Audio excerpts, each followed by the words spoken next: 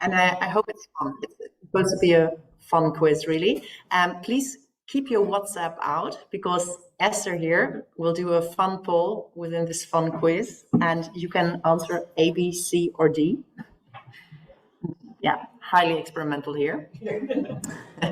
So, Spot the Glioma imaging quiz with a differential diagnosis. For some of you, it will be super easy, and for some of you, it will be more difficult, but it's just like a little bit to think about with interesting glioma cases. Okay, so of course we can only be so often right, and you are of course right because you came here to Porto, and congratulations for that one. But obviously we can not always be right, and there are reasons to fail. So for example, like the failure here is obviously that there are no water slides as there were in Couche d'Essai. And with this analogy, I would also like to introduce my theory why, or it's not my theory, but a theory why we fail also in glioma diagnostics and all other reasons in life. Let's use a pool analogy. So imagine you buy something on the internet and it comes out in a very weird way, then obviously you might have an incomplete picture. Yeah, that can be in glioma that you didn't get all the sequences you need, for example, or you didn't get any clinical information on the patient. Another reason to fail is incomplete knowledge. That's of course dramatic and preventable in most cases. Like, for example, here you think you have a very nice infinity pool, while in fact, you know, it's a dirty water sewage cleaning plant here. Then there's sloppiness. You have not enough time to look at your pictures, and you don't look well enough, and you're tired, and yeah, you're just sloppy, and you miss the emptiness of the pool and just jump in there and report something that's totally untrue, which you could have prevented if you had more time or more care for your patient. It's of course a very sad mistake. And then there's just bad luck. And bad luck obviously is something we can not avoid really, and that you think you see something, but maybe you got the imaging of your patient in at an odd time point. For example, if you had an image like a week later, the tumor would have been very easily accessible, but you imaged just too early. The patient just wanted to have an earlier MRI scan, for example, and then you miss something that would have been evident sometime later or maybe sometime earlier. So those are my main reasons. So with that, I conclude that there are the following gliomas in this quiz. There are cases that look like a glioma but aren't. Then there's the glioma, but there's more to it. And there is a glioma, but it's not the kind you thought, because obviously you want to report the IDH status of your glioma easily. Yeah, of course, it's in your conclusion. And then it doesn't look like it, but indeed it is a glioma. So of course, all of those are very tendentious answers, and this is why it's a fun quiz. So you can't be utterly wrong, whatever you click, right? Let's have a recap. When I was slide back. Yeah, just ABCD. It will be ABCD in the same order. So just a recap. So when I was last year medical student, my Hungarian professor of pathology asked us in the group, so what are the reasons why people get sick? What are the 4 cardinal reasons? And because we knew everything about like killer cells and some genetic factors, but never learned really the basics well, we couldn't really answer. And he said, yeah, you're so stupid. You're so stupid. Let me just tell you. Of course, the first reason is neoplasia. That's why we're all here. But if it's not neoplasia and it's not oncological, then it can be a circulation reason of the vasculature, like in a cardiac attack or stroke. Then there's immune-related inflammation and infection as the 3rd concurrent factor. And finally, of course, in the past, very often used to kill your enemies, the toxic aspect. So those are the 4 main factors we have to bear in mind. And with that, we can start our cases and our poll. And I'll try to be in time, which of course I'll not be. So case 1. Oh, by the way, I have no advanced imaging here, just to tell you. An axial post-contrast image, and we see, let me just use the embedded pointer here, is something that looks like a tumor. It's around the trigonum, so around the ventricle. It's yeah, contrast enhancing. There seems to be something like central necrosis. There's an extensive rim that is like more mildly enhancing. This is a coronal view to it. This is the axial image to it. It's a bit dark on T2. There's a lot of edema around it. You can't see a second lesion really, and indeed to this case there is none. This is the trace or like the B1000 image to it. I didn't bring the ADC for reasons of overview. So, and indeed it has diffusion restriction, and that is mainly in the enhancing rim. So what are we looking at here? It looks like a glioma, but it isn't. It is a glioma, but there's more to it. It is a glioma, but not the kind you thought, or it doesn't look like it, but it is a glioma. So please do your polling very quickly. You have 5 seconds to go. Oh, okay. Overwhelmingly, it goes to A. Huh? The tendency is going to A. It's changing. Are we looking at a glioma? Not. Quick going back. C is picking up. So this are the images. Okay, so your time is over. And indeed, it looks like a glioma, but it isn't.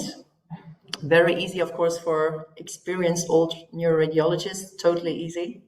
This is, in fact, a primary CNS lymphoma that looks atypical for a CNS lymphoma. So CNS lymphomas are indeed usually periventricularly, but they don't look like a necrotic tumor.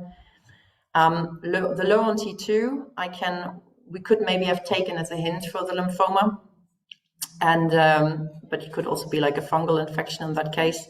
And usually there's a stronger diffusion restriction, but indeed here is only in the rim. And yeah, the central necrosis aspect, which in fact is not necrosis really in this case, but only seems to be like it in on the post-contrast image, is also very atypical. And often they're multifocal. In this case, it's monofocal. So this is a very atypical presentation of primary CNS lymphoma, which of course is treated quite differently from a glioblastoma with chemotherapy. Second case coming. So this is a patient who, I have to say, this is an in-house patient of ours, had already had several strokes and now comes with a migraine, gets an MRI scan because migraine is very, very bad. And this is what we see. This is an axial T2 weighted image. We see hyperintensity and swelling of the posterior parietal cortex here. Post-contrast, there's, I would say, zero enhancement. Also on the subtraction, I couldn't find anything really. There's, this is now an ADC, and there's no diffusion restriction. If anything, it's the opposite. And we saw like a tiny bit of what seemed to be hemorrhage on the SWI image. So just look at it. Maybe it's cortical, subcortical, but looks mainly cortical. What are we looking at here? Again, it's A, B, C, or D. It looks like a glioma, but it isn't. D is running. Like, there's only D's. Huh? There's only D? Good. Oh, there's a C. Oh my God. I was so fast.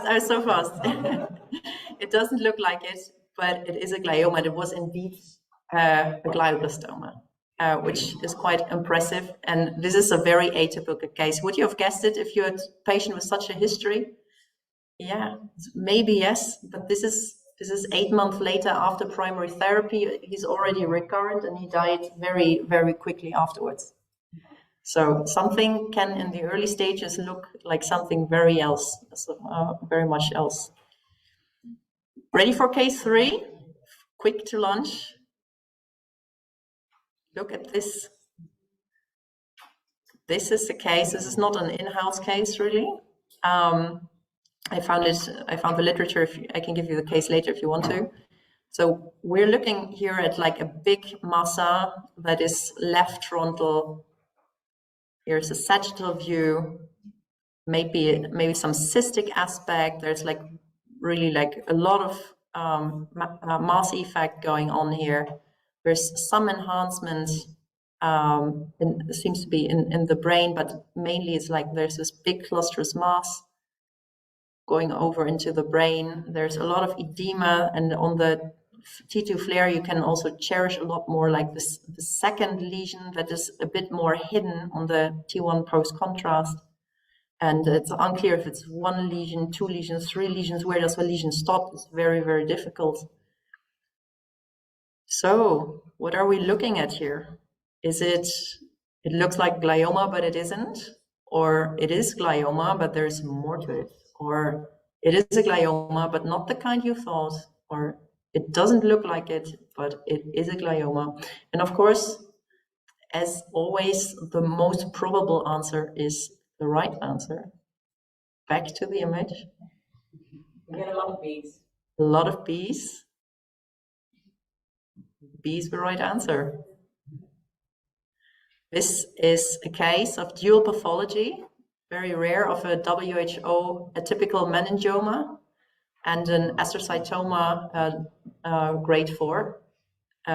Just involved, and indeed I haven't brought the pathology images, but because they're too difficult to interpret probably for most imaging people, but you could really see how the glioma and the meningioma entangle in each other. For contrast, this is a normal meningioma of the cerebellopontine angle, where you can see a nice delineation on the T2 weighted image between the brain that is, just basically displaced by the tumor, but not infiltrated. Ready for the next case? Here we go. This is an in-house case also, and I hope the images are not far too small, but what we can see here is a patient came with problem with sensation, and right postcentrally is this intraaxial mass. It's T2, on T2 flare weighted images, it's a bit expansive, hyper intense. On post-contrast images, there's no enhancement really, and there's no diffusion restriction going on. So this seems to be a straightforward case, really, I hope. What is it? Overwhelming C. Overwhelming C. Good, very good. It is a glioma, but not the kind you thought.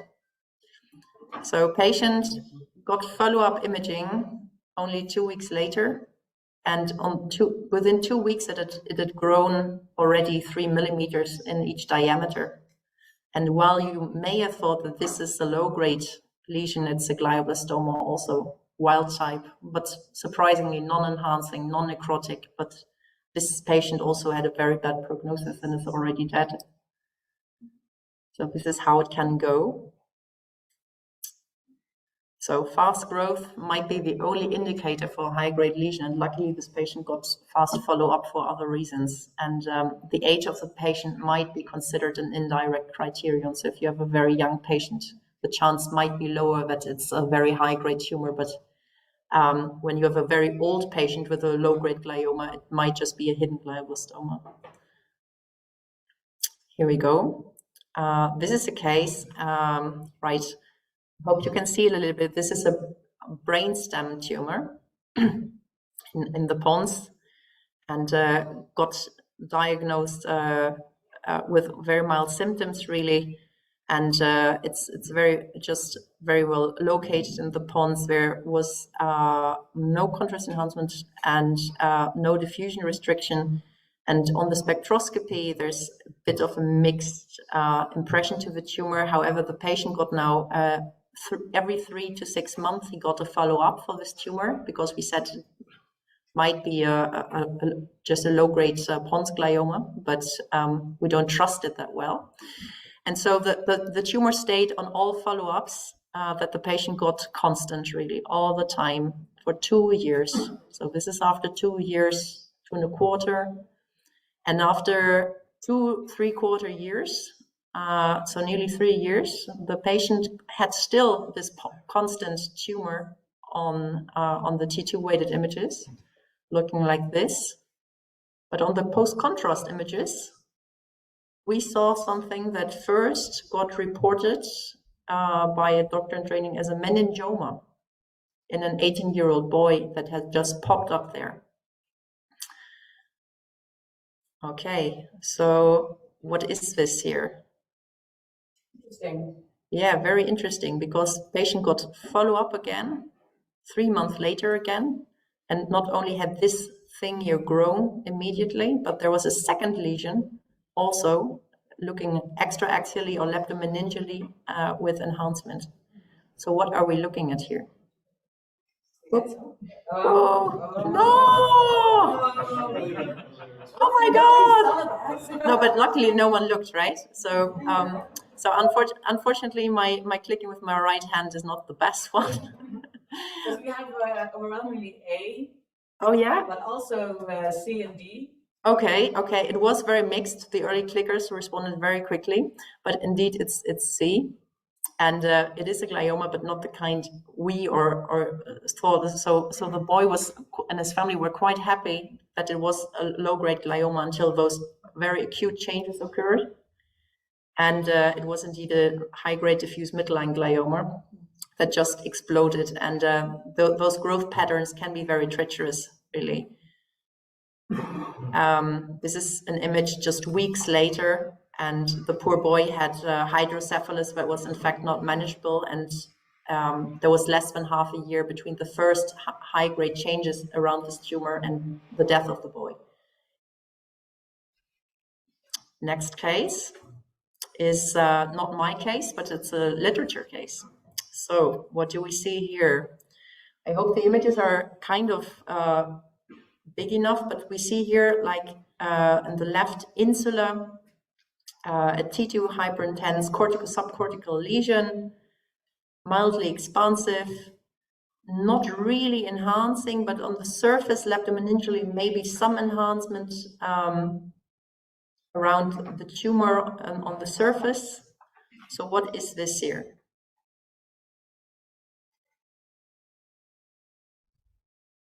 Okay. We have no clue. No clues? Oh, they're coming in. Should we go back in? Maybe you need a clue for it. So obviously this insular low-grade glioma in a young person needed surgery. They asked for preoperative surgery images just for surgery planning. We also have the surgery planning images taken weeks later. Where's the tumor?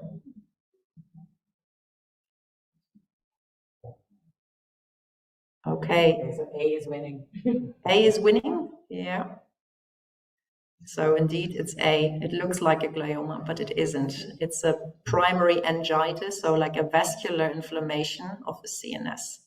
And this is like a side effect of the inflammation of, in fact, a distal branch of the MCA, of the middle cerebral artery. Yeah, this is a glioma mimic indeed, but it's reported several times in the literature that it can happen, mainly in young women. Okay, so again here, it looked very much like a glioma, but in fact, if you look at the enhancement, it was very much at the surface and very close to the artery branch. So probably more vascular imaging would have helped in the initial imaging. And another hint was that there's very little expansion to the brain, and obviously maybe perfusion images would have helped. I skip one case and I come to the last case, just for the sake of it. I think this is one of our own cases again. No, it isn't. But okay, so we have this lesion and it has a lot of mass effect. It's also mainly periventricular. It's very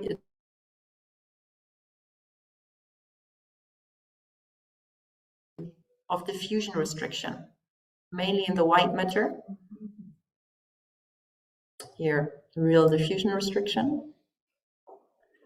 And on the post-contrast images, we see one big focus periventricularly also, which actually doesn't match the diffusion restriction. So the diffusion restriction is in areas without contrast enhancement, and then you have this focus of necrosis and diffusion restriction at the right frontal horn of the side ventricle, lateral ventricle.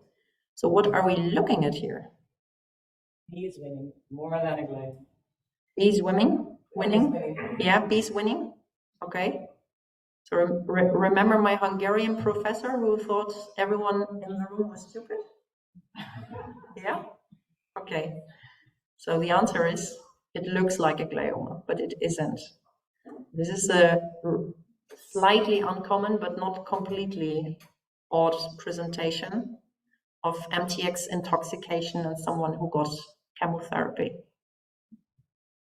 This is really a toxic effect on the brain presenting like glioma. But obviously the doctors who had to report this case had a hint because they knew that the patient was under MTX. It's an ALL patient, so lymphoma patient, and this is the side effect of it. So I hope that those were a bit interesting cases for you. The conclusion is that there are cases you can only fail in. Let's just hope it's not sloppiness, and that, of course, there are just cases where you need your bottle to accept the fact that you cannot always win.